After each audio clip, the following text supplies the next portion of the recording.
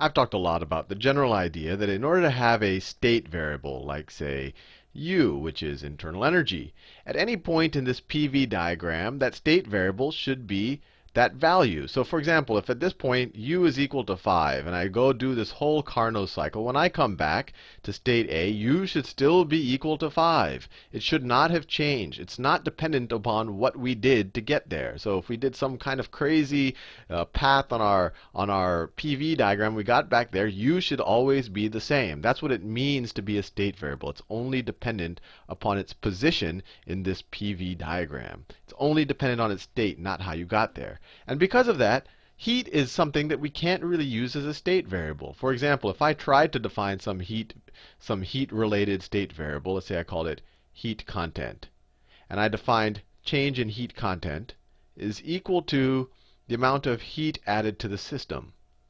Well, if we go back to our Carnot cycle here, let's say my heat content here was 10. Well, I added some heat here in this process here. Nothing happened because this was adiabatic from B to C.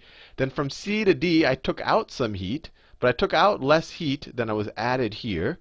And then here, nothing was done with regard to heat. So I did add some heat to the system. The net heat that I added to the system as I went around the cycle, in this case, Q would be equal to Q1 minus Q2. And we know that this number is larger than this. The net amount of heat we added to the system was the amount of work we did on the system, because the internal energy didn't change. So if this is 0, if this right here is 0, then the amount of heat we add to the system is the amount of work we did. Our internal energy is definitely 0 as we go all the way around. We did this shaded portion of work. I showed you that several videos ago, that the area inside of our little cycle is the amount of work we did. And so that's also the net amount of heat added to the system. So if we added that amount of heat to the system, if we started off at a heat of 10 here, or whatever my heat content mystical variable I made up just now, when we go around, it would then be 10 plus W. And we go around again, it would be 10 plus 2W and 10 plus 3W. So it can't be a legitimate state variable because it's completely dependent on what we did to get there. And if we keep going around the cycle, we can increase it even though we get to the same point. So this is an illegitimate state variable, where I define the change in our little made-up heat content to be equal to the heat added to the system. Not a valid state variable. Ignore it all. Now, we know that Q1, we added more heat here than we took away, so there was some net heat added. But then we can maybe, there's something interesting here.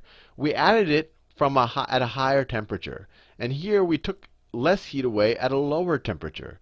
So maybe we can define another state variable that can have the result that when we go around the cycle, we do get back to our same value. And we're just experimenting. Although I know where this experiment will go. I wouldn't have been doing it if I didn't. So let's say I define a new state variable s. And I define a change in s. So I say a change in s, I'm just making up a definition, is equal to the heat added to the system divided by the temperature at which it was added to the system. Now, I don't know what this means just yet. In future videos, maybe we'll get an intuition about what this actually means in kind of our minds. But let's see if at least this is a valid state variable. If as we go around the Carnot cycle, whether our change in delta s is 0, right? To be a legitimate state variable, we have some value for s here. Maybe it's 100. I don't know. Once we go back around the Carnot cycle, it should be 100 again, or our delta s should be 0. So what's the delta s? So the delta s, as we go around the whole cycle, let me write delta s. Let me do another color. Delta s, as we go around, I'll say C for the Carnot cycle. As we go around the Carnot cycle, is going to be equal to, well, when we went from A to B, we were at a constant temperature, and we added Q1. So it's Q1, and we are at temperature T1. Fair enough. Then when we went from B to C, it was adiabatic. We added or took away no heat. So this value, Q over T, would just be 0. So it's plus 0. Then we went from C to D. We were at a new temperature. We were on a new isotherm. We were at T2. And we took away, or I won't put the sign here. Let's just say we added Q2 heat. We're going to actually solve for it later. We added Q2 heat. We'll see that it's actually a negative value. And then finally, when we went from D to A, it was adiabatic again, so no transfer of heat. So plus 0, right? These zeros are zeros over, changing temperature, but this is just a 0. So this thing should be equal to 0 in order for this to be a valid state variable. So let's figure out what this value is, what Q1, so our change in our mystical new candidate state variable, S, is, as we go around the Carnot cycle, is equal to Q1 over T1 plus Q2 over T2. Well, we'll see Q2 is negative. So what is what is Q1? Can we calculate Q1? Well, as we're on this top isotherm, our temperature doesn't change, our internal energy doesn't change. So if your internal energy does not change, if your internal energy is 0, then the heat added to the system is equal to the work done by the system. So it's the area under this curve. It's the area under this curve, not just the area in the cycle. It'd be the whole area under the curve. So what's the whole area under the curve? Well, so let me do a little aside here. So Q1 is equal to the work done as we went from A to B. And work, remember, can just be written as pressure times change in volume. We're going to do a little calculus here, so I'll write dV for a small change in volume. And we're going to integrate it all over the little sums, right? This dV is this little change in volume right there times pressure. That makes a little rectangle. And then we sum up all the rectangles. So we sum up all of the rectangles from our initial volume, which is VA, to our final volume, which is VB. And then what's Q2 going to be equal to? Well, Q2 is going to be essentially the same thing. It's going to be the sum of our of the work done by our system, which in this case is going to be negative because work was done to our system as we go from here to here, right? That's when Q2 was operating. The heat was being taken out of the system. So we're going to go from, where was our starting point? VC, and we go to VD. Now, how can we evaluate these integrals? Well, we've done this before in a previous video. We use the fact both of these circumstances, when we go to A to B and when we go from C to D, both of these circumstances occur on isotherms, right? So the only things that are changing are pressure and volume. Temperature is not changing. And so if we go back to our ideal gas equation, that PV is equal to nRT, we can just rewrite this by dividing both sides by V as P is equal to nRT over V. And substitute that back in for P in both cases. That is P as a function of V. We now have the equation of the curve, and we're taking the area under it in both cases. So Q1 is equal to the integral from VA to VB of nRT over V dV. And Q2 is equal to the integral from VC to VD of nRT over V dV. I'm going to do two integrals in parallel, just so that you kind of see that we're essentially solving the same thing. Okay, so how can we solve this? Well, we know in both of these cases we're moving along an isotherm, that our temperatures are constant. And actually, we know what the temperatures are. When we're moving from VA to VB, our temperature is T1. It was kept that way by our reservoir. When we move from VC to VD, our temperature was T2. It was kept that way by our reservoir, right? T2 when we move from C to D, and T1 we move from A to B. Those were our temperatures, and they're constant. Fair enough. So so n is constant. R is definitely a constant. N is just the number of molecules we have, and then our temperature is also constant. So we can take it out of the integral. So we can rewrite Q1 is equal to nRT1 over the integral from VA to VB times 1 over V dV. And Q2 we can write as nRT2 times the integral from VC to VD 1 over V dV. All right, now this integral is fairly straightforward to evaluate. The antiderivative of 1 over v is the natural log of v. So we get q1 is equal to nrt1 times the natural log of v evaluated at vb minus it evaluated at va.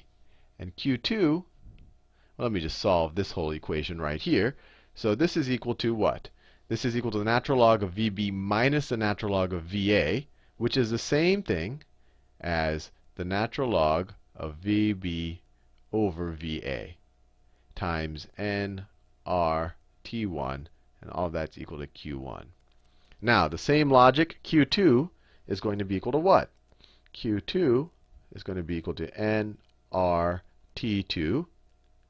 Now, the only difference with this integral is where I had vb, now I have vd. Sorry. So now then it becomes natural log of vd. And where I had va, now I have vc. So over vc. All right. Now, what was our original question that we were dealing with? We said this is a legitimate state variable if our totals, if the change in this whatever this value s as we go around the cycle is equal to 0. That means it didn't change. So these two things, when you sum them, have to equal 0. q1 over t1 plus q2 over t2. So let's add them. So q1 over t1, so q1 over t1 is equal to that over t1. That cancels out. q2 over t2 is equal to that over t2. That cancels out. So our change in our mystical state variable as we go around the Carnot cycle is equal to q1 over t1 plus q2 over t2, which is equal to nr times the natural log of vb over va. That's that right there.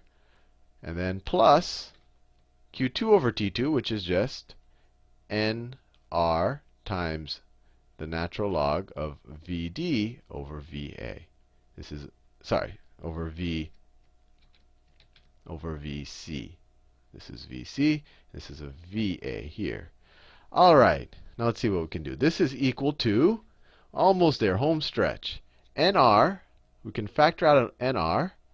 And then the natural log of a plus the natural log of b is just the same thing as the natural log of ab. So this is equal to times the natural log of vb over va times vd over vc. All right.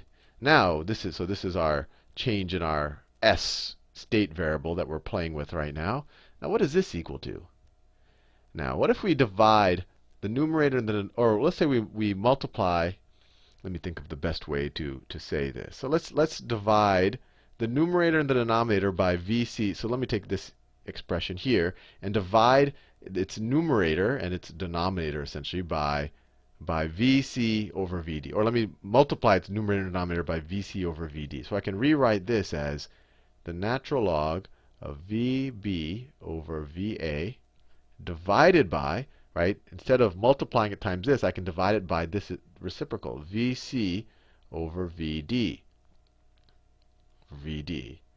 So I just rewrote it. I just did a little bit of fraction math. That's all I did. Instead of multiplying it times this, I divided by its reciprocal. Now you see why the previous video I did was done. What is this equal to? In the previous video, I showed you that vb over va is equal to vc over vd. We did that big, convoluted, hairy proof to prove this. And now that we proved it, we can use this to know that this quantity is equal to this quantity. So if you divide something by itself, they're equal to each other. This is equal to 1. If that's equal to 1, then what's the natural log of 1? So our change in our mystical s state variable is nr times the natural log of 1. What's the natural log of 1? E to the what power is equal to 1? E to the 0 is equal to 1. N times r times 0. I don't care how big or whatever. This is 0. So it equals 0. So there we have it. We've stumbled upon a legitimate state variable that deals with heat. If we define change in s is equal to the heat added to the system divided by the temperature at which the heat was added to the system. This is a legitimate state variable. Now, we don't have much intuition about what it really means at kind of a micro state level, but at least we've stumbled upon some property of something. Wherever, if S is 10 here, if S is 10 and we go around here, our change in S will be 0. S is 10 again. If S is, I don't know, let's say S is 15 here, and we go around some crazy cycle, we come back here, our change in S is going to be 0 again. Or sorry, it's going to be 15 again. So we didn't have, our change in S will be 0. So our S itself will be 15 again. So S is a legitimate state variable, but we don't have a good sense of what it actually means. We'll leave that to a future video.